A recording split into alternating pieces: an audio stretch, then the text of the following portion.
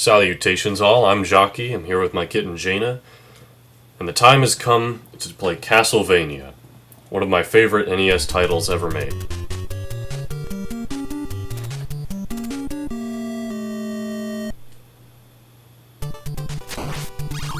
Now Castlevania is an interesting game. It's kind of a platformer beat-em-up where you're not necessarily just jumping over pits, or not necessarily just beating up monsters, but you're sort of doing a combination of the two, using Simon Belmont's whip here, along with several special weapons you collect along the way.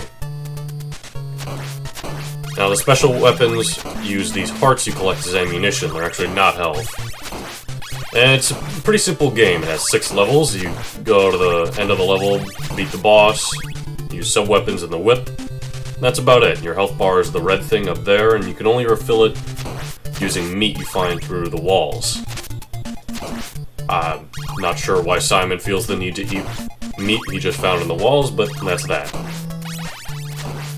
Now, one of the reasons it's my favorite NES games, period, is just how much I play it. I mean, yes, the controls are clunky, and you can't control your jump in midair, the whip attack is delayed slightly, and some of the enemies are pretty hard to predict, but at the same time, the game, for the most part, is designed around its own control scheme and thought process, so as a result, nothing feels completely unfair, except for occasional knockback, which, yes, that's something that plagued a lot of NES titles back here, was when you get hit, you get thrown backwards, and sometimes that means into a pit, and sometimes that means completely dead. Though luckily Castlevania is one of those games where you have unlimited continues, meaning losing your lives doesn't mean much except going back to the beginning of the stage. You don't get your checkpoints, which are these doors, but at the very least, there's no game over until you yourself quit. Now as for the sub-weapons themselves, the dagger is boring, it's just a projectile. The axe here, it's good for this boss, but that's about it. Where it goes at an upward angle, like so. And seeing as how this boss is airborne, it's pretty useful. You also may have noticed I collected that Roman numeral. That means I can throw 2 axes at once. It's essentially a way to double the amount of weapons you have on screen, with the drawback being you still use twice as many hearts. Now the unfortunate thing is if you pick up another sub-weapon, you have no way of getting your old one back until you come across it again, and you lose your Roman numeral, because there's one perfect example of a sub-weapon that doesn't use the Roman numerals, so, like, when I pick up the cross weapon there, the axe and the Roman numeral I had for it go away. But some weapons are better than others, so it's not all bad. Like, the knife is stupid, the axe isn't very useful late into the game, and while I do like the cross here, it's very uncommon in the game. By far the best special weapons are the Holy Water and the Stopwatch, which we'll come across the Stopwatch later this level and the Holy Water next level.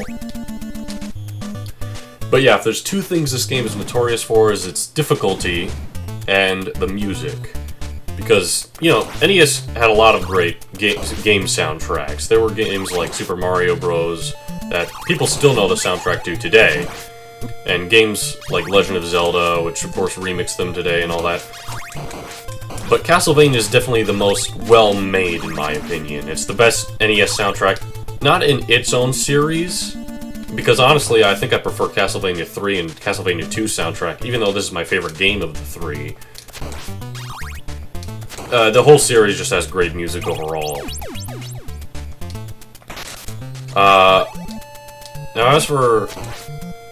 this is the other sub-weapon. This is the most unique sub-weapon in the game, in that instead of being a projectile you throw, upon using it, it costs 5 hearts to use, but it stops time as well as all enemies on screen.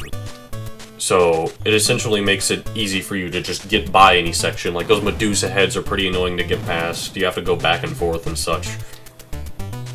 But it's most useful, in my opinion, in this part right here, where these little, watch out for that. Yeah, you don't want to get that because you're going to want the stopwatch for this part.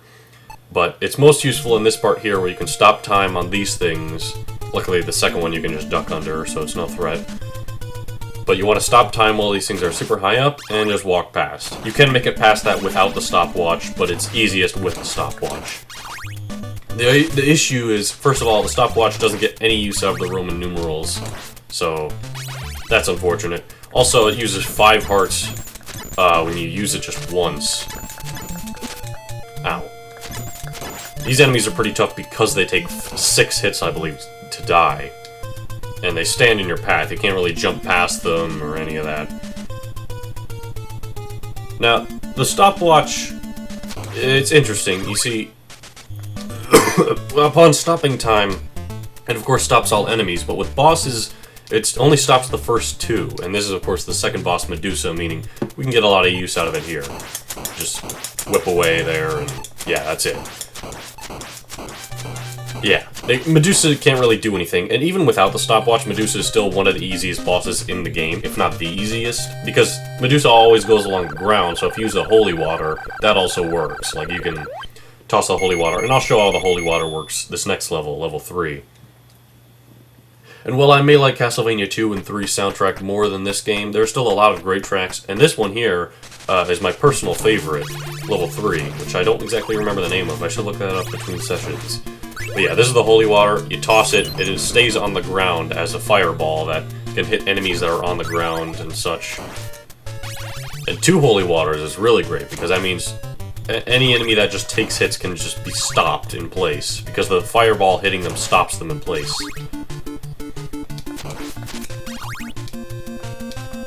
Now, as for how I came across this game, and this is a story from a while ago that I didn't experience firsthand, so I may be wrong about this, but I'm pretty sure, like, I was told how this happened.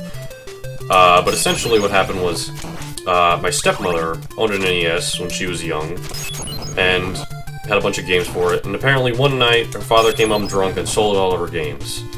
But Castlevania stayed hidden in the NES. And so years later, our parents were moving out, so they have their NES like in a closet somewhere. We ended up taking it even though we already had an NES. And we bring it in and open it up, and I noticed it was a little heavy, and inside was the Castlevania cartridge. And my stepmother had no idea it was there. It just stayed hidden for years. And it was interesting for me because this is, as I said before, one of my favorite NES games, and to be honest, I'm not that big on the horror genre, even though this isn't really a horror game, it's just a horror-themed game. But I probably would have never even bothered playing this game if it hadn't been given to me like that.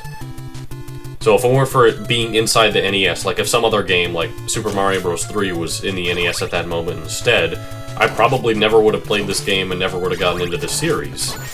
That's just, But yeah, as I said, the holy water is great because it hits enemies, its fireball hits enemies multiple times, and enemies that take multiple hits, like those skull dragon heads, well, they take a lot of hits. Oh dear.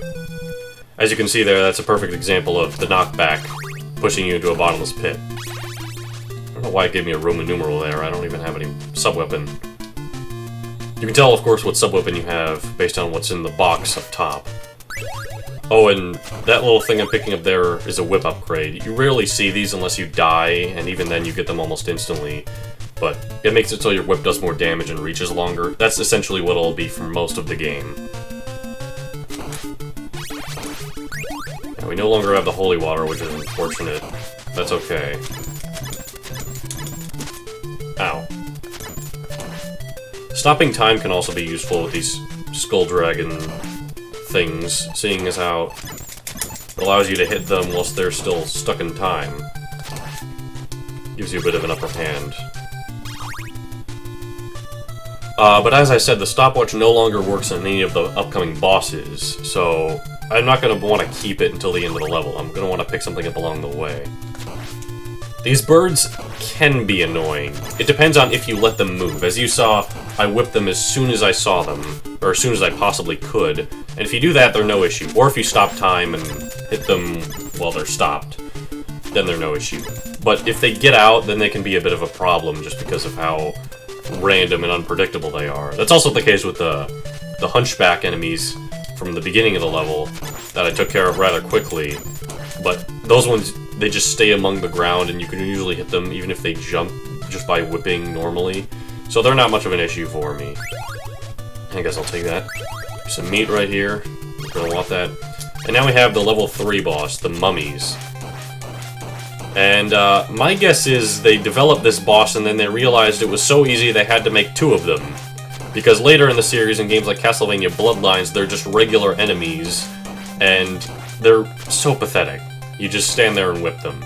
There are, don't get me wrong, there are fun bosses in this game. Like, the first bat boss is fun, and future level bosses are fun too, but the level 2 and 3 are pathetically easy.